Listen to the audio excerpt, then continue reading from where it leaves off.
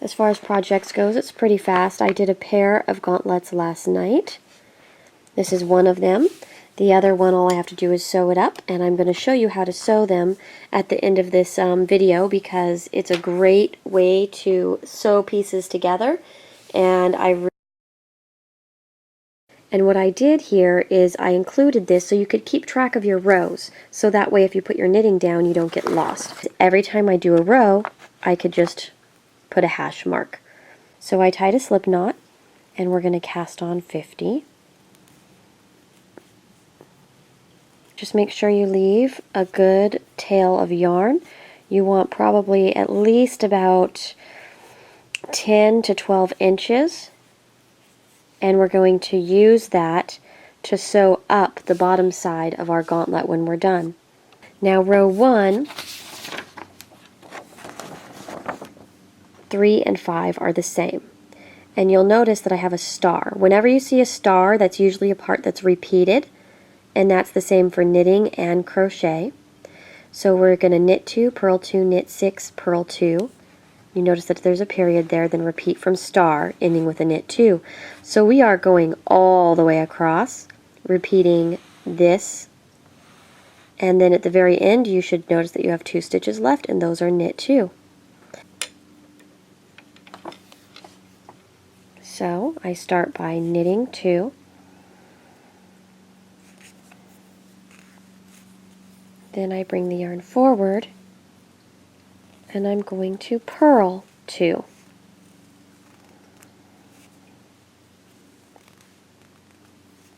Then I bring the yarn back and I knit 6.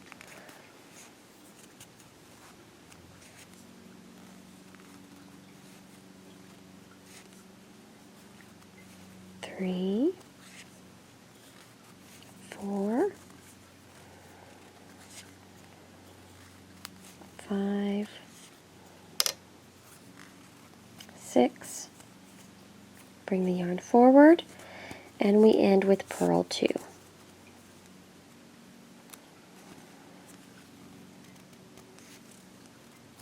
And that's the most important thing, is making sure that when you are knitting, you're bringing the yarn back and forth to accommodate the next stitch you're going to do.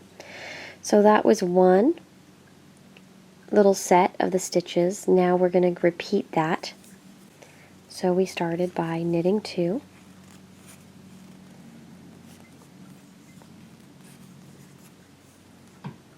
then we're going to purl 2, bring the yarn back, we're knitting 6,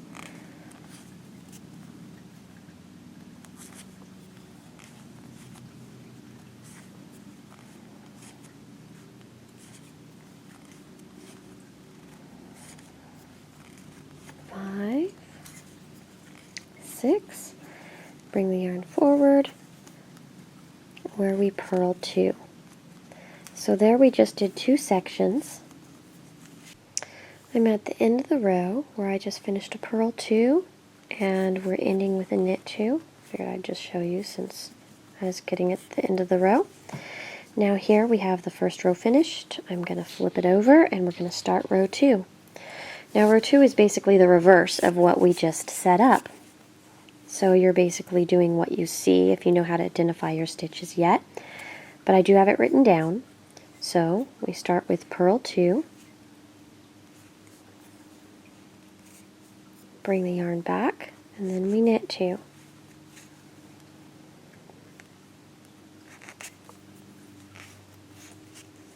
We bring the yarn forward and we're going to purl 6. 2, 3, 4, 5, 6. Sliding all my stitches forward. Then I'm going to bring the yarn back, knit 2, and that is one section. So we're going to start again. So we bring the yarn forward and we purl 2, bring the yarn back, knit 2, Bring the yarn forward and we're going to purl 6.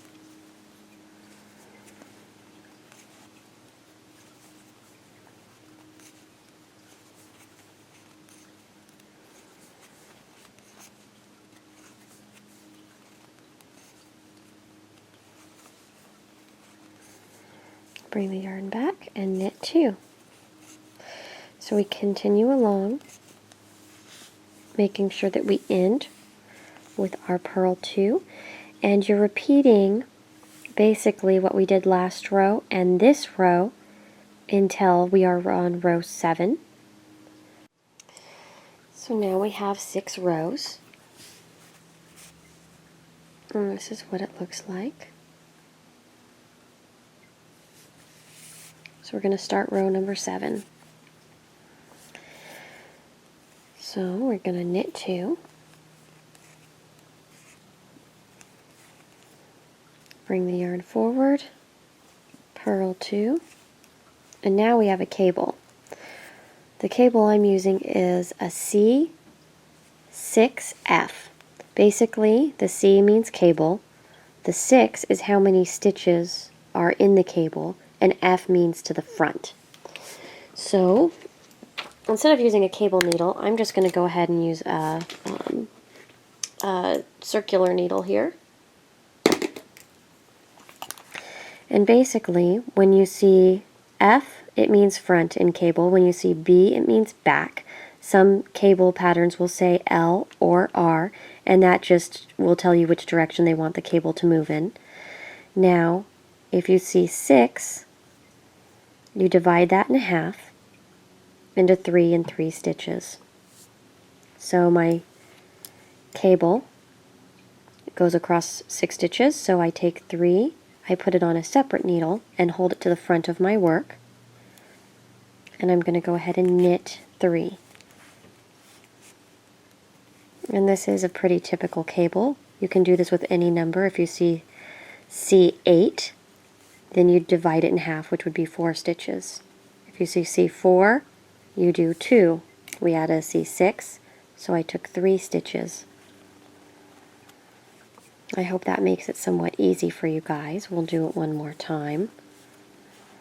But it just takes the stitches and put them out of order. So that's what gives us the twist. So from here, we purl 2, and then we start the repeat from the beginning again. So from the beginning is knit 2, purl 2, and then it's cable 6 front. So what we do is we take 3 stitches, and we take the 3 stitches, hold it to the front of our work, and knit 3. If you are using a cable needle, you can knit it off the other side. I tend to throw it on another needle and bring it back, just because I want to make sure that the stitches stay the same size. If you have a cable needle the same size as your needles, that's also good. So there we go. I thought as I do my last cable of the row here that I'd show you something that can be used as a cable needle, which is just a double pointed needle. I'm slipping my 3 stitches, and one of the things about cable needles is when you knit them, you can slip them on one direction, just slide it through, and when you knit it from the opposite side. I'll show you what I mean, just in case any of you have cable needles, is you just don't find them necessary. I will often just throw them on a separate needle and then put them back to the first before I knit. So I'm knitting the 3 stitches. Now before, you saw me put them back on my right hand needle and knit them, and you can do that. But if you do have cable needles, basically what you would do is slide them to the opposite side that you slipped them on, and you could just knit them off there. I wanted to show this to you just in case you have cable needles or you think you'd prefer working with cable needles. It is not a necessity for doing cables.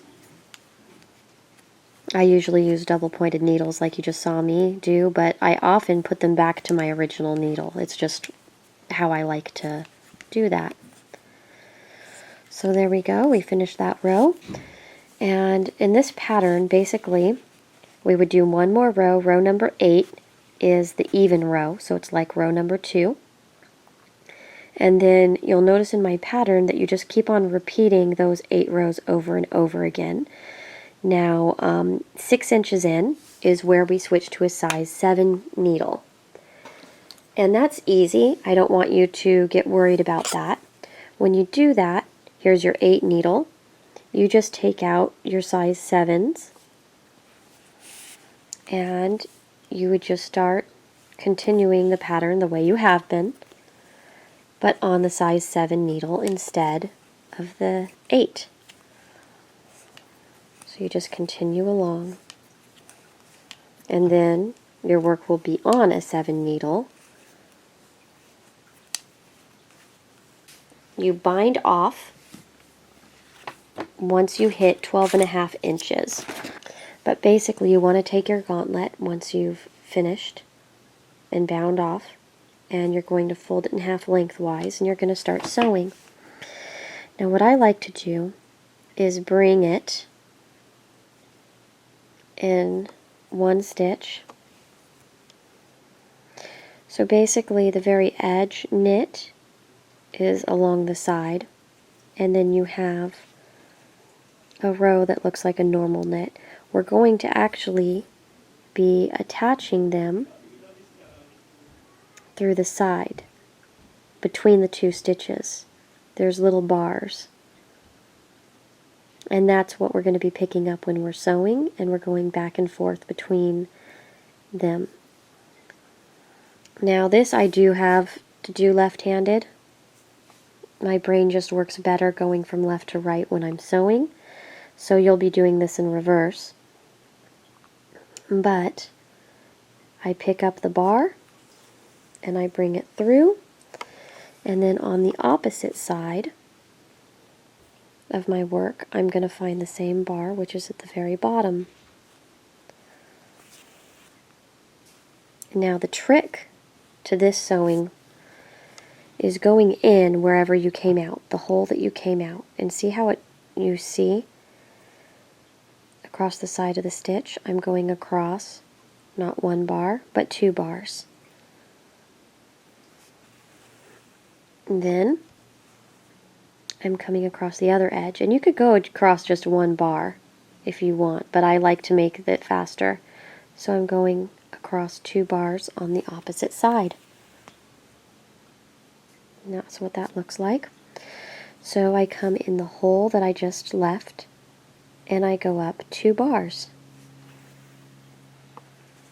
Then I come back to the hole I was in, and I come up 2 bars. I'm going to see if I could take that up there for you. And it's right along the side of the stitches. I come in the hole I went out, and I go up 2. I come back to the opposite side, and I do the same thing. I go in the same hole I came out of, and I go up 2 bars. And that's basically the equivalent of 2 stitches, 2 knits. And you can do this with 1, but I want to show you what happens here. So hold on a second, I'm going to do just a couple more because I love pulling it tight.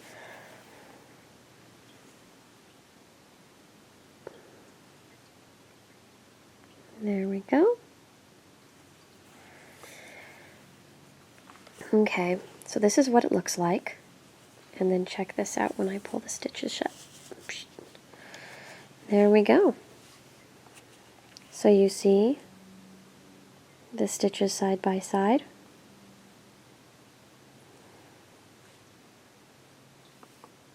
And you just continue knitting along.